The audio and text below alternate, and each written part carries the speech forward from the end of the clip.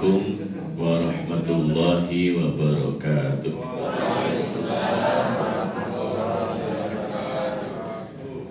Alhamdulillahi rabbil alamin, wabihi nasta'in ala umuri dunya waddin. Asyhadu an la ilaha illallah wahdahu la syarika lah, lahul mulku wa lahul hamdu wa huwa ala kulli syai'in qadir. Wa asyhadu anna Muhammadan abduhu wa rasuluhu la nabiyya ba'dah. Allahumma salli wa sallim wa barik ala nabiyyina Muhammadin sallallahu alaihi wasallam wa ala alihi wa ashabihi wa man tabi'ahum bi ihsanin ila yaumiddin, amma ba'du. Segenap pimpinan cabang Muhammadiyah, pimpinan cabang Aisyah dan semua ortumnya, Bapak Ibu sekalian yang hadir maupun yang hadir lewat online, rahimakumullah. Puji dan syukur milik Allah Subhanahu wa ta'ala atas seluruh karunia-Nya, khususnya karunia sehat dan sempat. Pagi ini kita diperjumpakan di aula PCM Gamping yang cukup megah ini dalam keadaan baik dan sehat semuanya Bapak Ibu. Alhamdulillahirabbil alamin. Salam dan salawat teruntuk baginda Rasulullah sallallahu alaihi wasallam atas seluruh risalah teladan dari beliau. Mudah-mudahan kita bisa menjalani sisa hidup ini dengan baik dan juga dengan benar, dan mudah-mudahan di saatnya masing-masing kita nanti diwafatkan oleh Allah dalam keadaan baik, husnul khotimah, bangkit dari alam barzah juga baik, menerima catatan amal dengan tangan kanan, dan mudah-mudahan masih mendapatkan syafaat dari Rasulullah sallallahu alaihi wasallam. Amin ya rabbal alamin. Mudah-mudahan yang aminnya tebal ditebalkan pula isi kartu ATM-nya. Amin. Dan ditata hidupnya kelak bisa menjadi bagian dari penghuni surga bersama dengan seluruh keluarga besarnya. Amin ya rabbal alamin. Kita ngaji kurang lebih 1 jam pelajaran ya Bapak dan Ibu sekalian. 1 jam pelajaran itu kalau SD 35 menit, SMP 40, SMA 45 menit, kalau perguruan tinggi 50 menit. Bapak Ibu pilih yang mana? Ya, menyesuaikan ya Bapak dan Ibu ya. Tapi maksimum pukul 8 harus selesai kan? Mulainya boleh molor, selesai tepat waktu. Judulnya adalah Muamalah Bersih, Rezeki Berkah. Ini adalah jalan hidup Muslim yang sebenarnya. Tema ini diberikan oleh pimpinan cabang Muhammadiyah Gamping, bukan saya yang buat ya Bapak ya. Saya beri beberapa alternatif, kemudian yang dipilih yang ini. Bapak Ibu sekalian, semua orang cari rezeki, tapi tidak semua rezeki itu berkah. Ada rezeki yang banyak tapi hatinya gelisah, maka dia sebenarnya bukan rezeki yang sejatinya. Ada rezeki yang sederhana, bisa jadi jumlahnya sedikit, tapi hidupnya terasa lapang. Mungkin yang lainnya dimatikan semua. Nah, maka Bapak Ibu, kuncinya adalah bagaimana kita bermuamalah, termasuk di dalamnya mencari rezeki itu dengan prinsip-prinsip kejujuran, tidak ada kecurangan. Yang kedua, prinsip amanah, bukan khianat. Yang ketiga, halal, bukan subhat.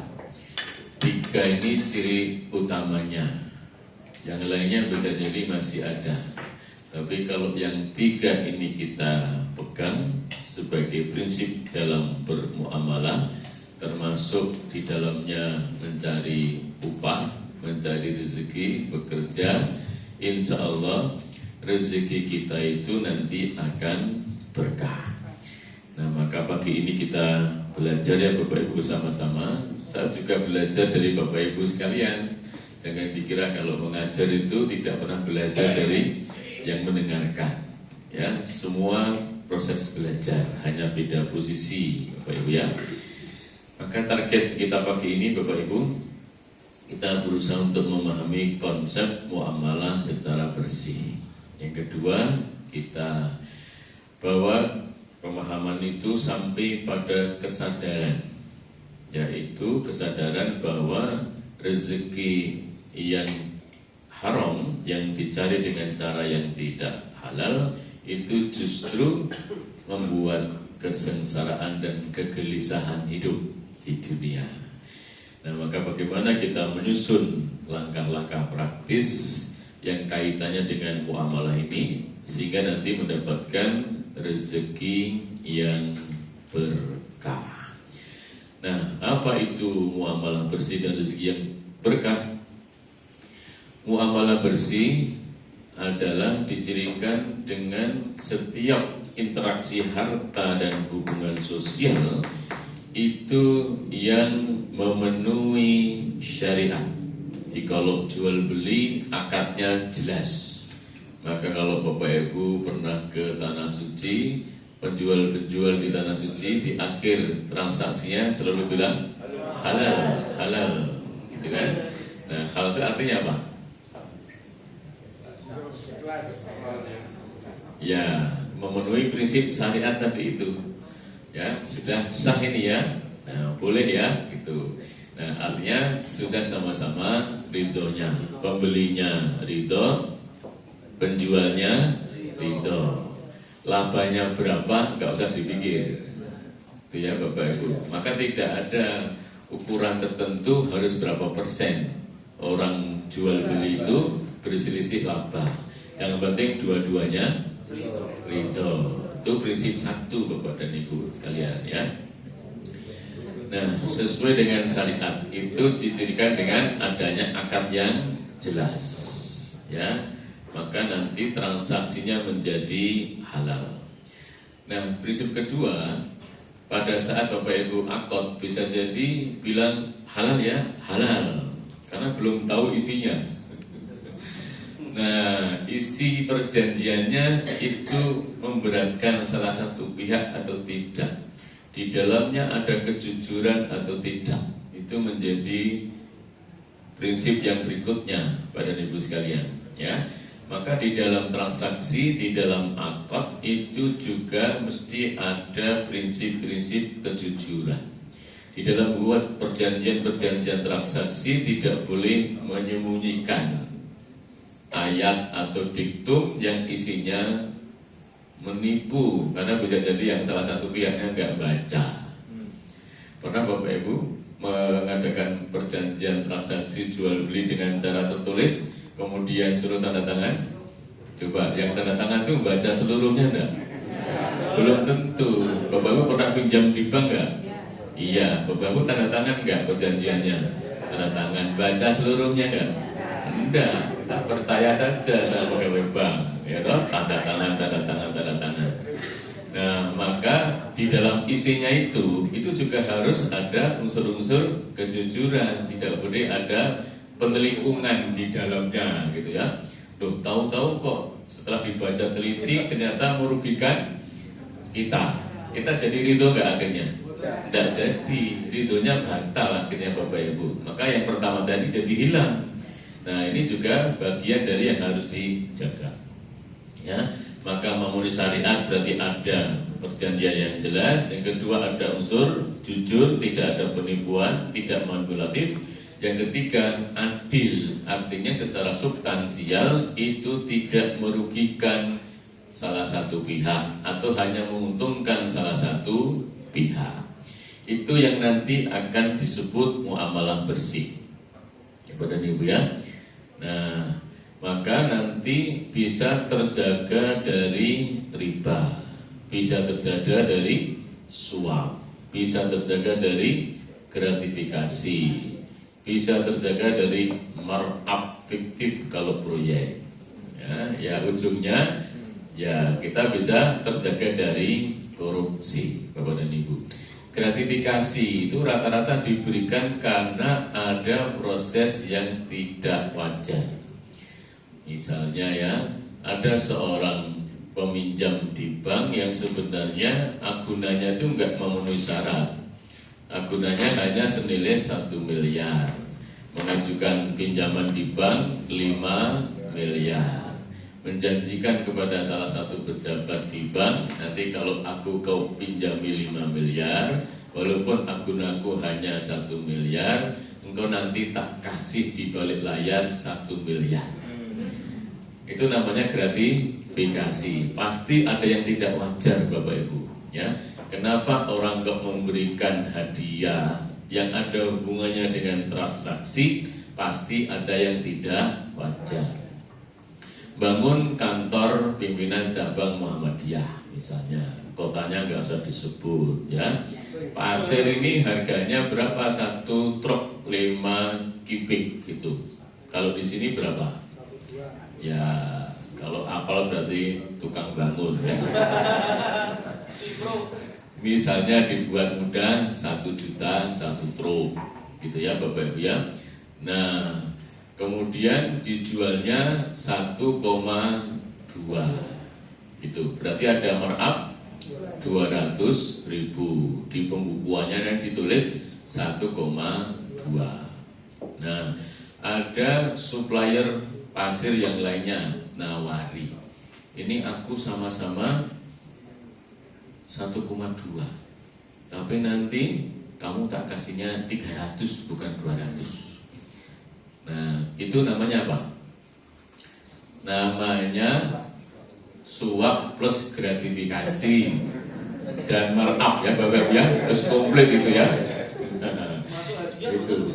Nah, beda dengan hadiah ya Bapak dan Ibu. Hadiah itu diberikan tanpa persyaratan. Nah, kalau hadiah kok diberikan tanpa persyaratan itu benar disebut hadiah. Tapi kalau ada persyaratan transaksi namanya bukan hadiah, tapi suap. Baik diberikan di awal maupun diberikan di akhir. Ya, Bapak dan Ibu ya. Baik itu dijanjikan maupun tidak. Nah, kadang-kala ada yang masih beralasan, aku nggak pernah janji dulu. Nah, gitu. Cara ngeceknya gampang, Bapak Ibu. Anda diberikan hadiah ini, posisinya sebagai apa? Nah, gitu. Kalau posisinya sebagai ketua PCM, kok sedang bangun, selesai, kemudian kontraktornya datang memberi sesuatu, itu karena posisinya sebagai ketua PCM. Coba dia nggak posisi ketua PCM, kira-kira diberi atau enggak?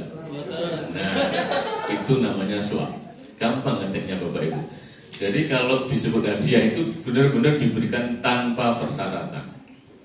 Itu kuncinya ya Bapak Ibu ya. Nanti bisa dicek. Ya, ini rektor atau wakil rektor kok diberi hadiah di rumahnya. Posisinya sebagai apa?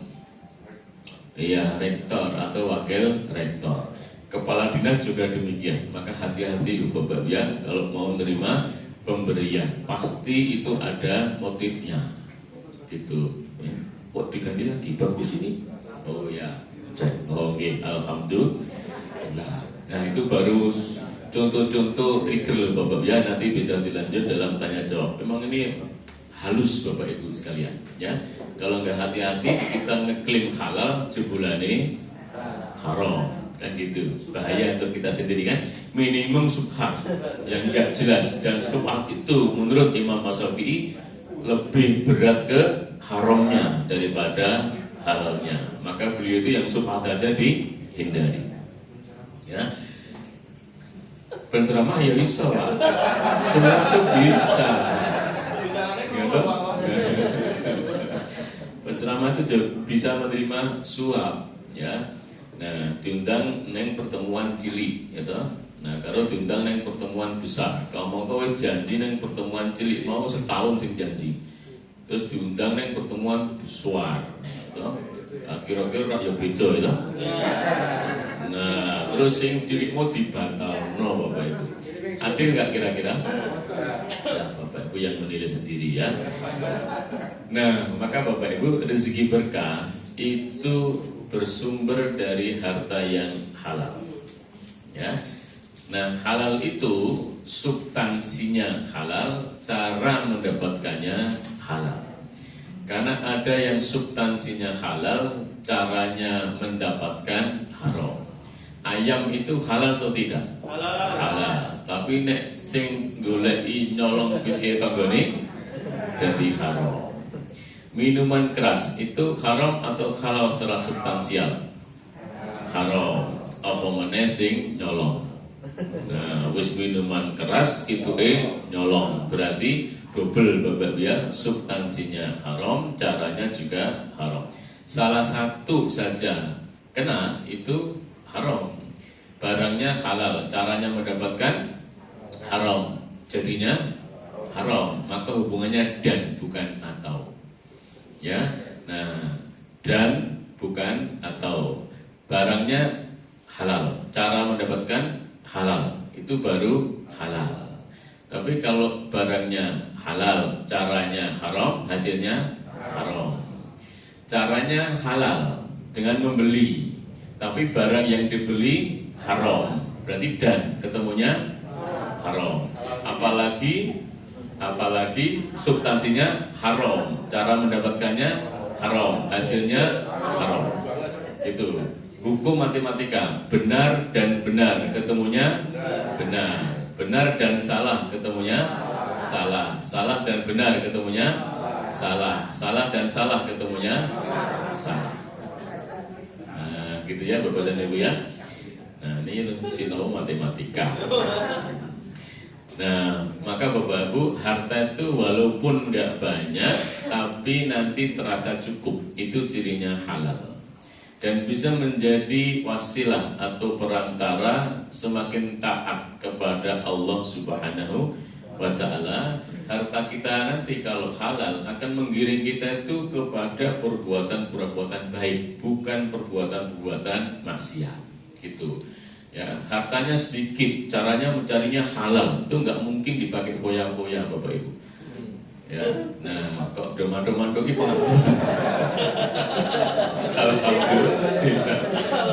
gampang kok, cirinya tuh gampang Bapak dan Ibu ya, dan itu ngalir gitu loh Bapak dan Ibu ya, nggak ada yang kemudian direkayasa oleh dirinya, nggak. Allah itu udah bikin sunatullah itu hukum alam, hukum sebab akibat begitu ya. Dan harta yang halal itu walaupun sedikit nanti akan menjadikan orangnya tenang, bukan gelisah.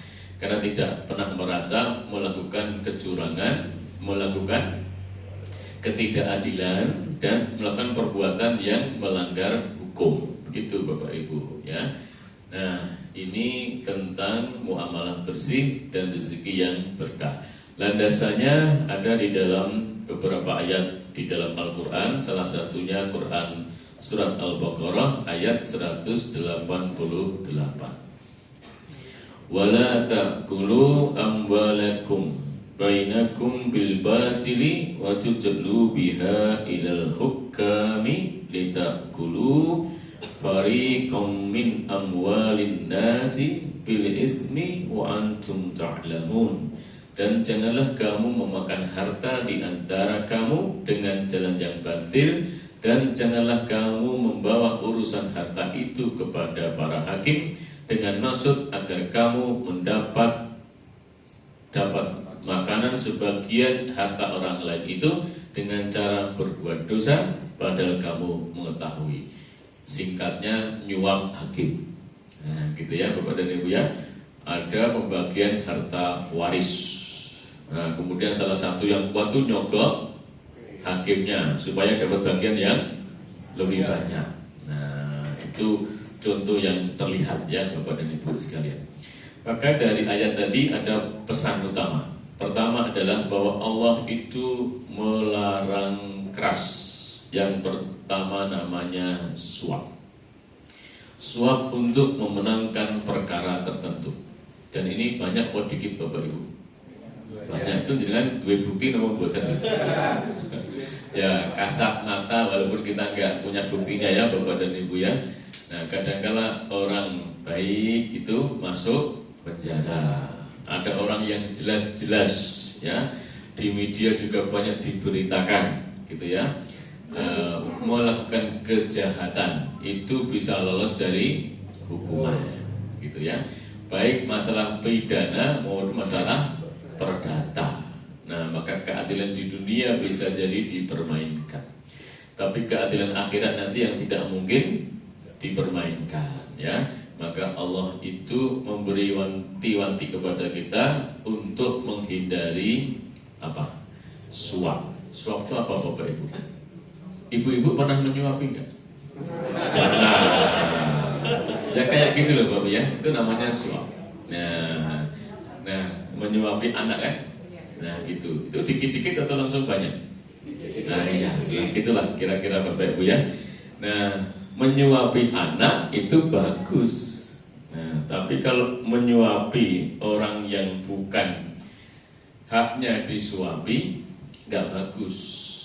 Ya, Bapak dan Ibu ya, ini dilarang oleh Allah Subhanahu wa Ta'ala. Nyuap panitia tender supaya menang, itu sama Bapak Ibu. Kira-kira boleh nggak? Oh, boten. Alhamdulillah. Jawab cepat ya. Tak kena sih ragu-ragu ya Allah, gitu ya Bapak dan Ibu ya. Ini mudah diomongkan Bapak Ibu. Ya, nah tapi dipraktekannya itu sulit. Ya, contoh misalnya sebuah kampus ingin bangun gedung tinggi, lantai 10 misalnya. Kemudian dilelangkan 8 pesertanya, yang 2 dari Muhammadiyah, yang 6 kontraktor umum bukan dari Muhammadiyah. Ternyata penawarannya yang paling rendah, yang paling bagus spek teknisnya itu yang dari bukan Muhammadiyah. Yang dari Muhammadiyah tadi itu speknya sudah buruk, harganya mahal. Kira-kira yang dipilih yang mana? Ya kan? Ini yang dipilih tetap Muhammadiyah. Alasannya apa? Ya kita ngipuk-ipuk ngene dhewe Mas. Gitu kan? Kalau mau begitu jangan pernah buka lelangnya.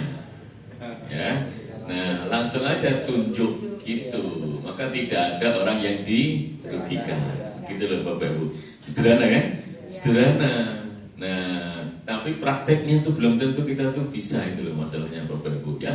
Coba kontraktor yang 6 tadi yang sudah buat hitungan, ngitung loh Bapak Ibu ya, untuk menawarkan tuh ngitung gitu ya.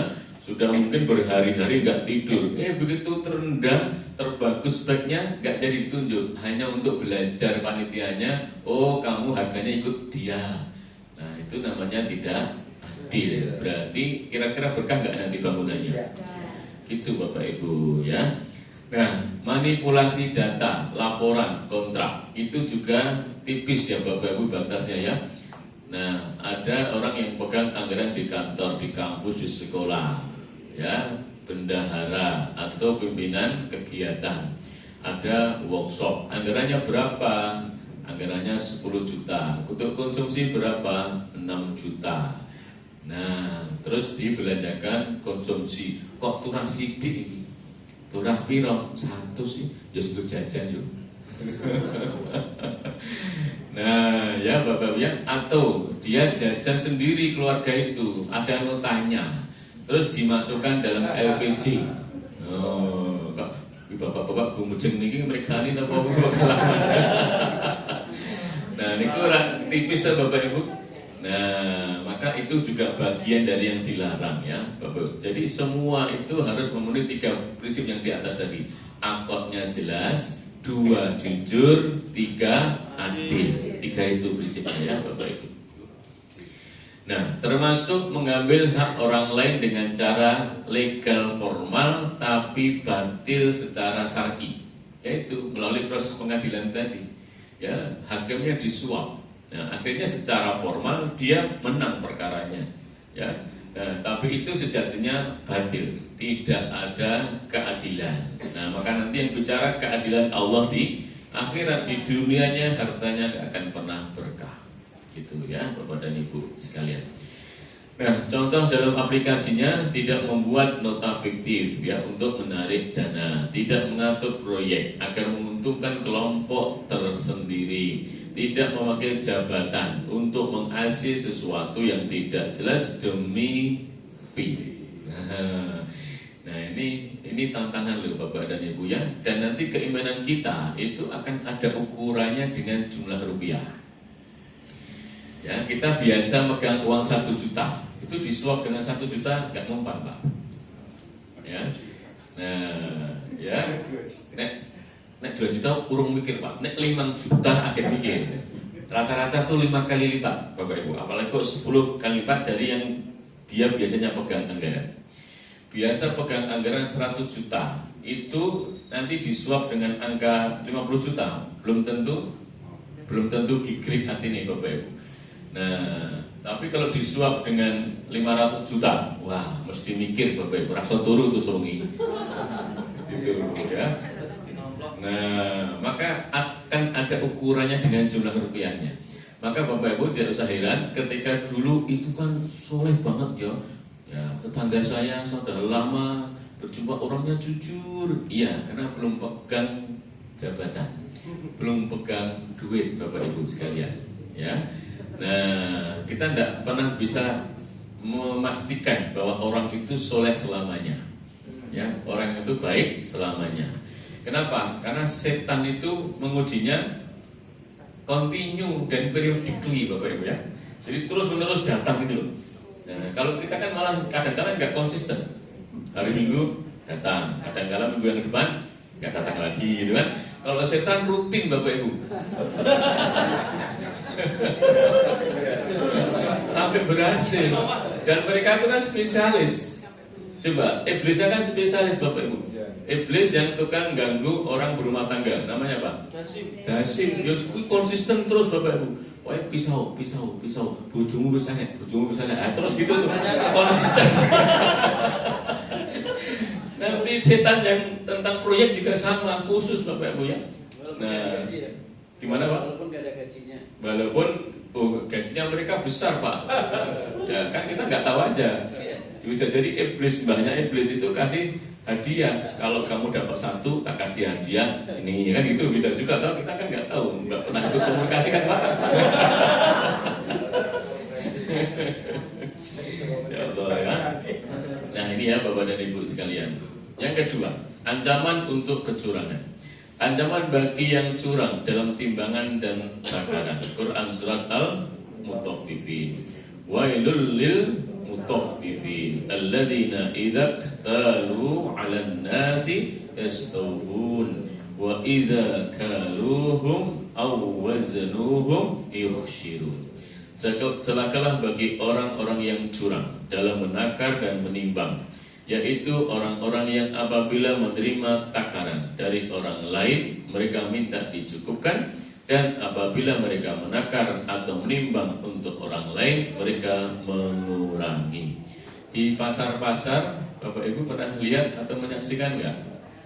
Oh enggak, alhamdulillah, berarti pasarnya sudah bagus. Nah, di pasar-pasar tertentu tuh bakul tuh agak curang ketika nimbang ya Bapak Ibu. Timbangannya dari rumah itu sudah disetting, nggak pernah 1 kilogram. Ya, jadi walaupun imbang pas gitu, itu 0,9, kadang-kala 0,8. Nah, yang naker volume juga gitu, cemungnya itu bilangnya 1 liter. Tapi buat dipenuhi sampai bluber, nggak akan 1 liter. Maka yang betul itu dikalibrasi.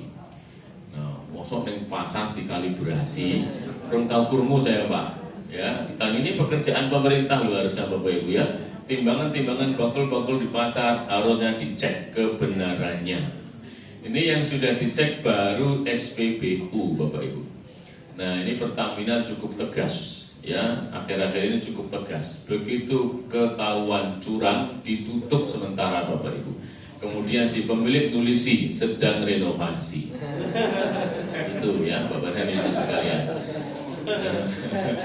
Ini cukup bagus sekarang Pertamina Bapak Ibu ya, diterapkan ya kalibrasi alat ukurnya. Sebenarnya sejak dulu sudah diterapkan, cuma akhir-akhir ini cukup tegas. Ketika melanggar maka kemudian ada sanksi yang tegas.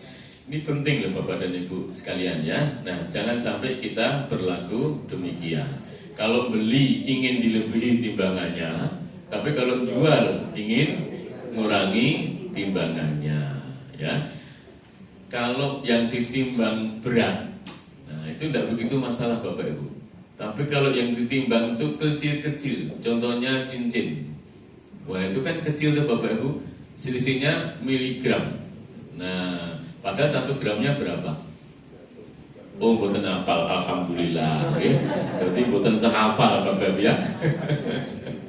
1,8 kira-kira sekarang juta per gramnya emas itu Bapak Ibu. Itu kalau terkurangi misalnya ya 0,1 gram, berarti terkurangi berapa? 180.000 Bapak Ibu. Padahal nimbang 0,1 itu kan kecil banget Bapak Ibu. Nah skalanya geser dikit sekali loh Bapak Ibu. Ya, nah apalagi ketika jual dipotong nggak? Dipotong 10%. Padahal emas itu Bapak Ibu nggak pernah akan berkurang timbangannya. Jadi emas Bapak Ibu pakai sekarang ditimbang lagi tahun depan nggak akan berkurang. Jangankan kok ganti tahun, wong dilebur saja nanti ditimbang lagi nggak akan berkurang. Itu hanya untuk emas. Sifat emas itu yang menolong 2 Bapak Ibu. 1, dia hanya mencair di suhu 1064 derajat Celcius. Nah, sebelum 1064 gak akan mencair Bapak Ibu. Ya, buktinya Bapak Ibu tahun 2010 dan tahun 2000 berapa yang meletus Merapi itu? 2010 betul ya. Nah, ada lava pijar menghancurkan rumah-rumah. Daun pintunya hancur, gentengnya hancur nggak? Hancur, ya rumahnya hancur. Ada brankas di rumah, isinya uang kertas, uang kertasnya terbakar. Ya, ada emasnya utuh, Bapak dan Ibu. Kenapa? Lava pijar yang merah itu, yaitu suhunya kurang lebih hanya 900, Bapak Ibu sekalian. Turun sampai rumah itu rata-rata sudah menjadi 500-600. Turun-turun lagi semakin ke bawah, semakin turun 400-300 gitu. Nah kalau kayu 300 habis Bapak Ibu sekalian. Emas masih mendeles, nggak apa-apa. Kena lava pijar 500 derajat tuh mendeles emas itu Bapak Ibu. Ya, mendeles apa? Nggak mencair gitu loh Bapak Ibu ya. Nah masih utuh. Nah itu emas. Maka emas itu sifat pertama tidak mudah panas, tidak mudah mencair. Itu maka disebut logam mulia gitu loh Bapak Ibu ya. Maka kalau Bapak Ibu berhati emas itu artinya berhati mulia yang enggak mudah panas, adem ayem, diobong-obong tetap adem, itu maksudnya ya.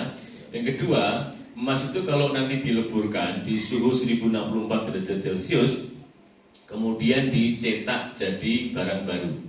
Ibu-ibu kalau punya perhiasan patah dijual laku nggak? Laku. Cincin wis patah, gelang patah, kalung patah, dijual laku nggak? Laku. Itu emas. Emas tuh cacat payu. Nah gitu ya. Maka kalau orang kok berhati emas, cacat saja payu Pak. Biar gaya orang maksudnya ya. Gitu. Nah itu emas. Dan nanti dilebur, dibikin gelang baru, perhiasan baru. Itu beratnya nggak berkurang. Itu hanya satu jenis logam, namanya emas. Kalau yang lainnya berkurang, Bapak dan Ibu sekalian, ya besi, aluminium, seng dan lainnya itu diteleburkan, kemudian dicetak jadi barang baru, berkurang beratnya. Tapi kalau emas itu nggak berkurang, hebat kan? Nah maka disebut dengan logam mulia. Bapak dan Ibu sekalian, itu saja nek didol dipotong mergo wis cacat, ning tetep isih payu. Nah, gitu ya. Itu ya Bapak dan Ibu sekalian. Maka jangan sekali-sekali mengurangi timbangan ya. Jangan mengakali timbangan ya. Di kantor, kalau itu kan di pasar ya Bapak Ibu ya. Kalau di kantor, jam kerja mulai jam berapa? Tergantung kantornya ya. Misalnya jam 8 sampai jam 16, berarti 8 jam sehari. Itu kalau Bapak Ibu tidak masuk 8 jam, itu berarti timbangannya ukurannya pas atau kurang.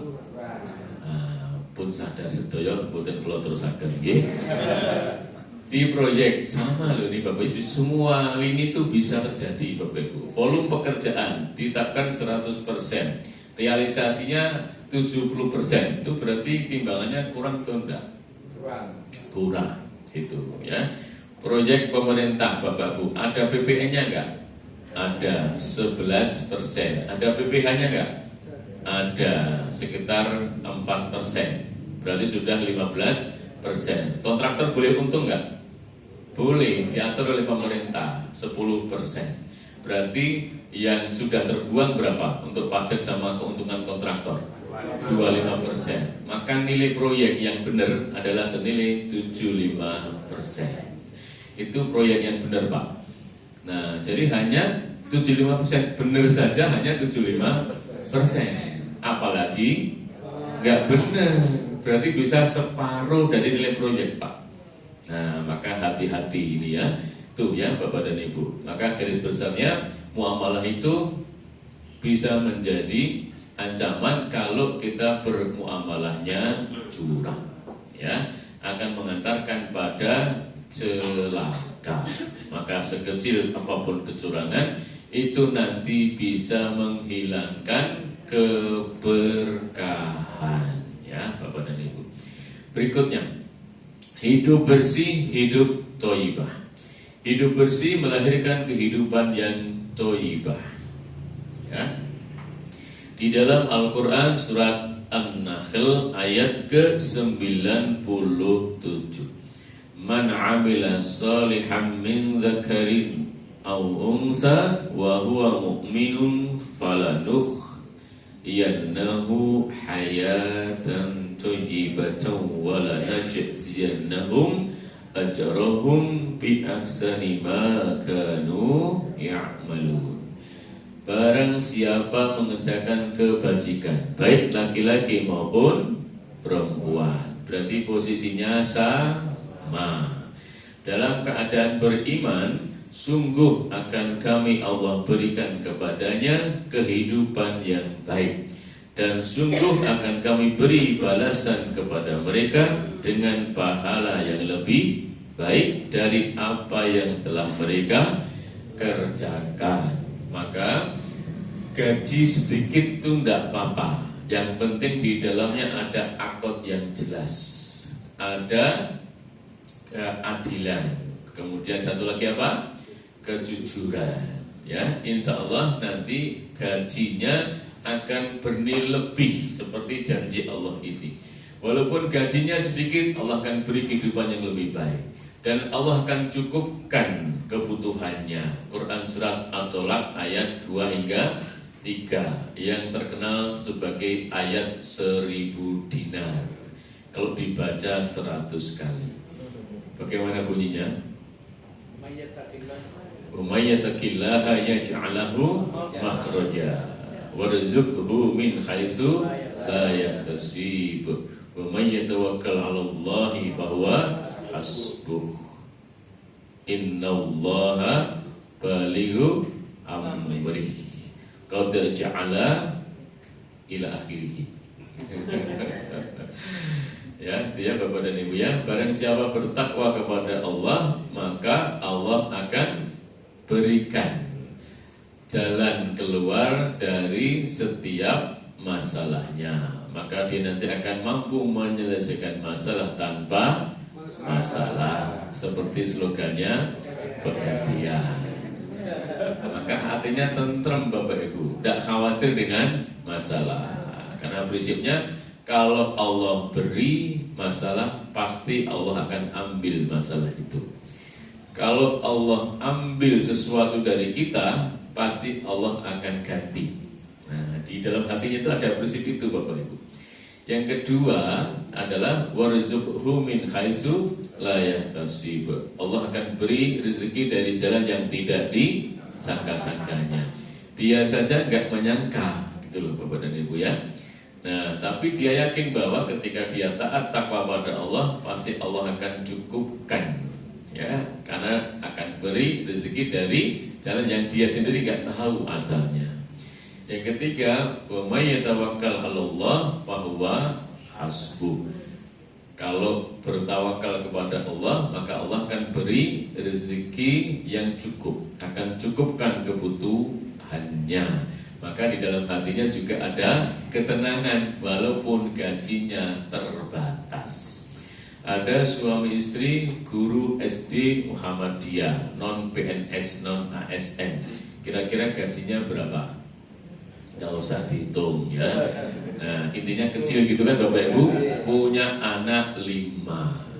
Ternyata bisa selesai kuliahnya semua. Itu kalau dihitung secara matematika, kira-kira masuk gak? Gak masuk Bapak dan Ibu. Tapi faktanya kuliah anak-anaknya selesai. Ya, delalah kok ya dapat beasiswa. Tinggalnya di masjid. Wah, gak usah kos. Luar biasa. Menantu saya itu Bapak Ibu, ya dari Jombang. Dulu kuliah di Jogja itu tinggalnya di masjid karena nggak ada uang untuk kos. Oh, tinggal di masjid itu makmur loh ternyata Bapak ya. Dan saya dapat cerita dari menantu saya itu Bapak Ibu. Ya, tinggalnya sudah gratis, Pak. Tiap hari itu hampir ada ibu-ibu yang ngirim makanan loh Pak. Ya Allah gitu ya. Nah, itulah cara Allah untuk mencukupkan rezekinya. Ya. Nah, maka prinsip ini menjadi pegangan kita semua ya, Bapak dan Ibu, sehingga hidup kita akan menjadi baik. Walaupun gajinya besar, belum tentu rezekinya besar. Ada orang gajinya 100 juta, istrinya juga masih kerja jadi dokter, apalagi spesialis. Wah, itu lebih dari 100 juta Bapak Ibu. Tapi karena kurang bersyukur, yang delalah ada saja anggota keluarganya yang tiap bulan itu sakit, perlu operasi, BPJS tidak nanggung. Nah, ada yang habisnya sampai ratusan hingga miliaran rupiah. Nah, kira-kira gaji tadi masuk ke rekening dia, keluar lagi nggak? Keluar lagi. Jadi yang dimanfaatkan untuk kenikmatan hidupnya akhirnya sedikit Bapak dan Ibu. Gajinya terlihat ratusan juta, tapi yang dia manfaatkan sedikit. Apalagi dia juga sakit-sakitan, gajinya besar, tapi makan apa aja udah dilarang sama dokter.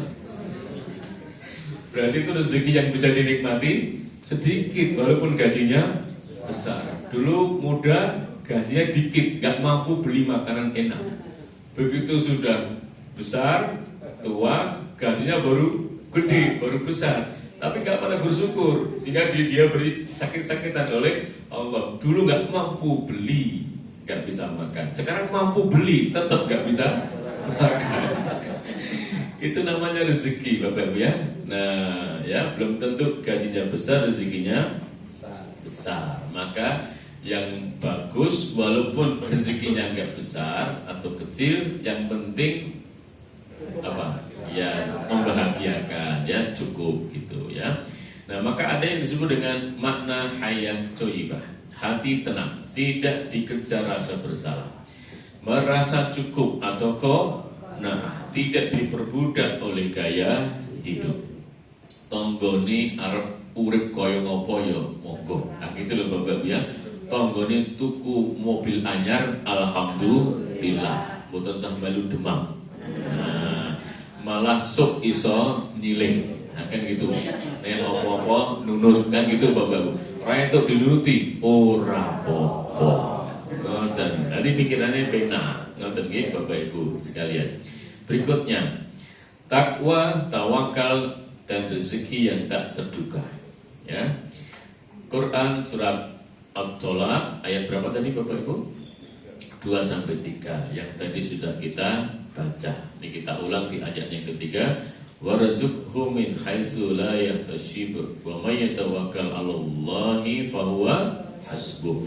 Innallaha balighu amri qad ja'alallahu likulli syai'in qadra.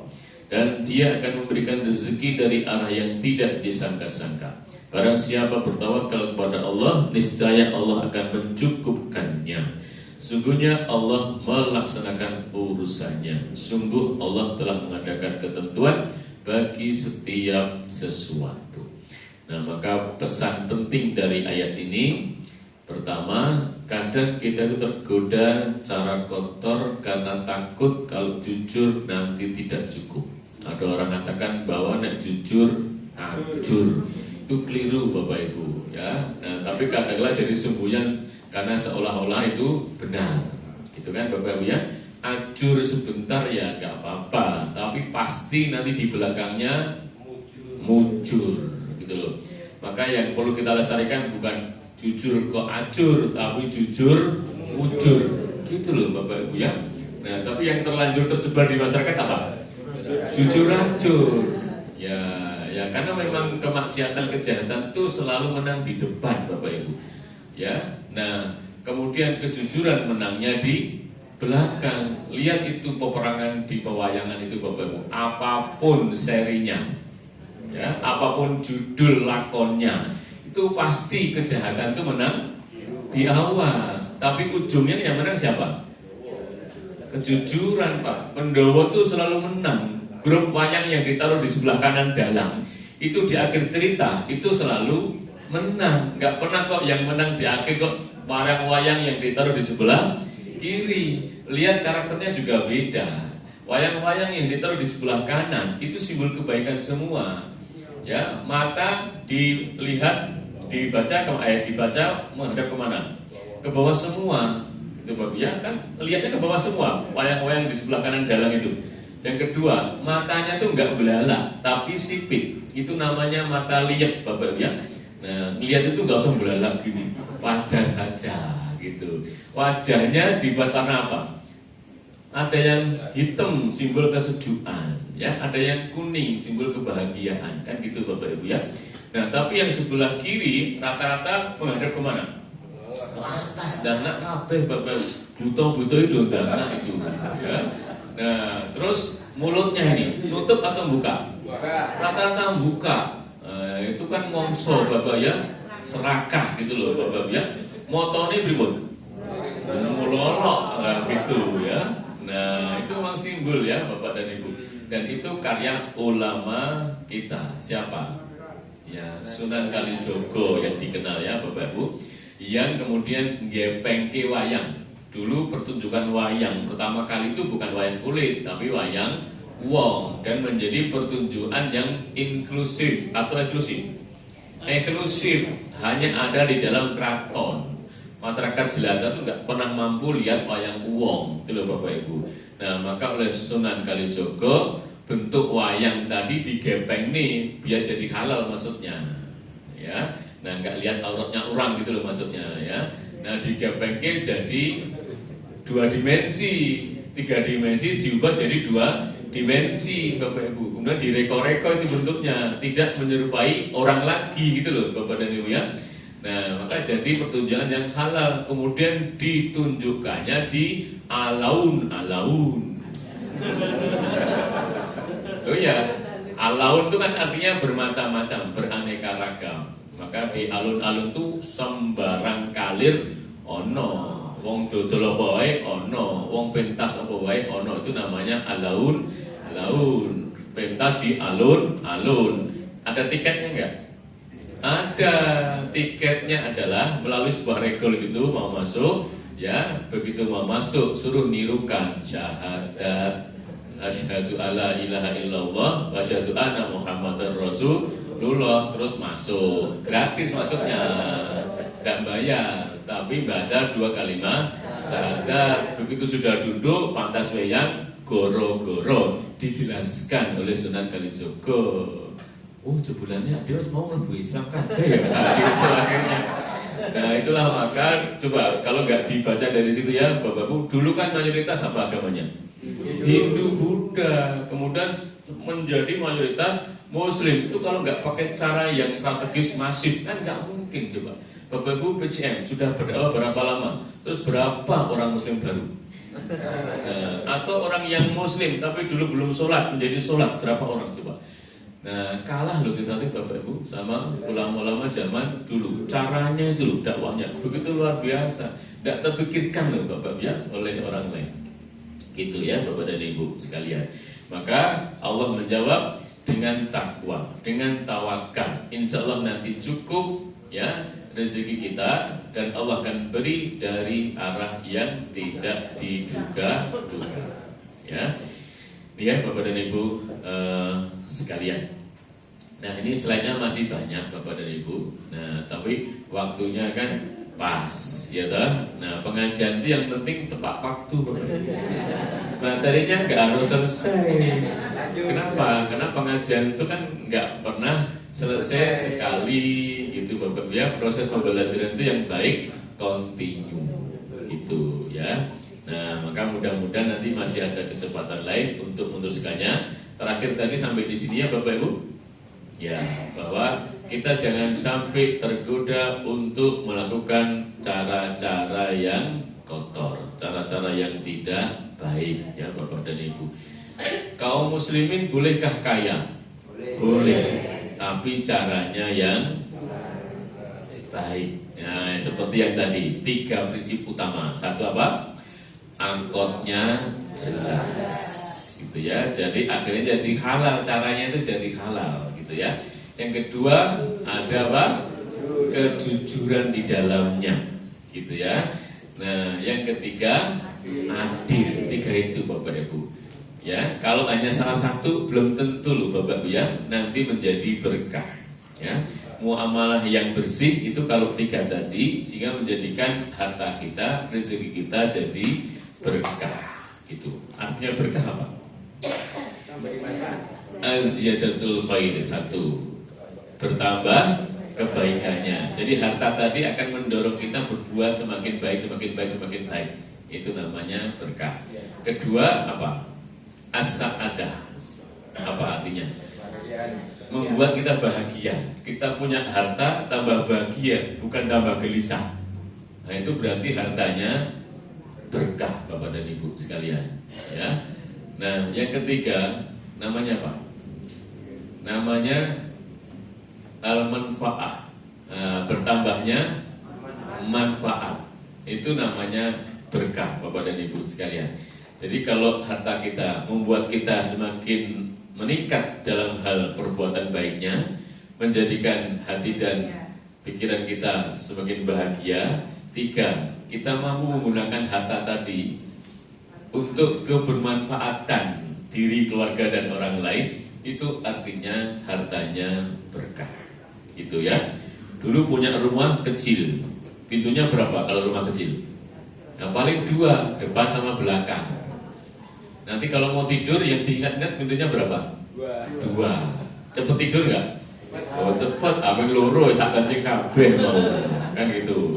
Nah, terus punya harta banyak, bangun rumah agak besar. Kalau rumah agak besar, kira-kira pintunya berapa? Ya banyak. Ya 5 atau kadang-kadang 6 atau 7. Itu mikirnya tambah nggak? Tambah. Sing kon mau tak kancing puru. Nah, kira-kira sudah guyu kabeh. Kira-kira omah iki berkah ora itu ya. Nah, tambah itu nggak apa-apa. Tapi kalau kita tetap nyaman, ya, tenang, bahagia, ya, insya Allah rumah itu juga berkah, ya. Apalagi dibangun dengan harta yang halal. 2, ada kejujuran. 3, adil, ya. Dalam proses mendapatkan harta dan proses bangun tadi ada keadilan. Insya Allah itu berkah. Demikian ya Bapak Ibu, ngaji kita sementara. Ya, dianggap selesai ya, walaupun materinya belum habis. Mudah-mudahan bisa bersambung. Ada kekurangannya saya mohon maaf Bapak Ibu. Mari kita akhiri dengan doa. Kita awali dengan istighfar. Astaghfirullahaladzim alladzi la ilaha illa huwal hayyul qayyum wa atubu ilaih. A'udzu billahi minasyaitonir rajim. Bismillahirrahmanirrahim.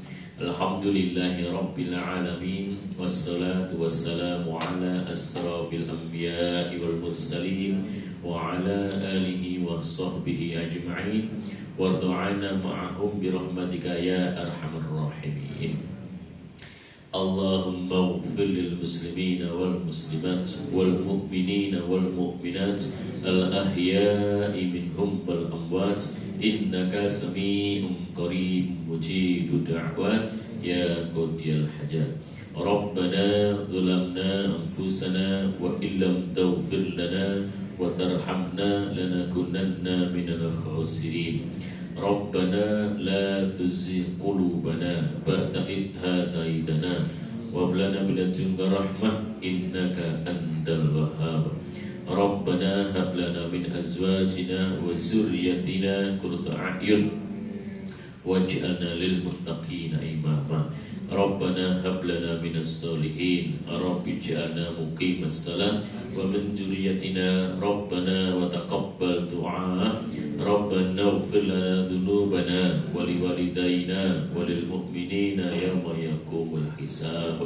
اللهم لا سهل إلا ما جعلته سهلا وأنت تجعل الحزن إذا شئت سهلا اللهم ربنا أنزلنا منزلا مباركا وأنت خير المنزلين ربنا إنا نسألك علما نافعا ورزقا طيبا وعملا متقبلا ربنا آتنا من لدنك رحمة وهيئ لنا من أمرنا رشدا ربنا آتنا في الدنيا حسنة وفي الآخرة حسنة وقنا عذاب النار سبحان ربك رب العزة عما يصفون السلام على المرسلين والحمد لله رب العالمين.